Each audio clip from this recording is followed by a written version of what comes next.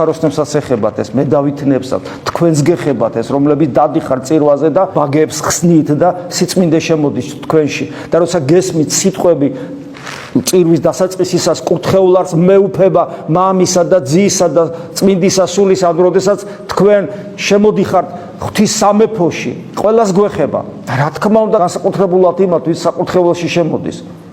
და იცით პირველი რასაც ვაფრთხილებენ გამოცდილი მამები და მე ჩვენც ახალგაზრდებს ვაფრთხილებთ, არასოდეს შეეგუო საკურთხეველს.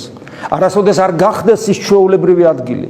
არასოდეს არ შეეგუო წმინდა ტრაპეზს. არასოდეს არ შეეგუოთ წმინდა ზიარებას, არასოდეს არ შეეგუოთ ლოცვას აღმოთქმულს თქვენი ბაგეებიდან, არასოდეს არ შეეგუოთ სიტყვას აღმოთქმულს მამაო ჩვენო, რამე თუ გაიაზრეთ ვის ელაპარაკები და ვის წინაშე დგახართ, როგორც კი შიში დაიკარგება, როგორც კი ეს ჩვეულებრივი რუტინად იქცება, როდესაც შეეჩვევით და უკაცრავად შევეჩვევით და გავთავხედდებით ღვთის წინაშე.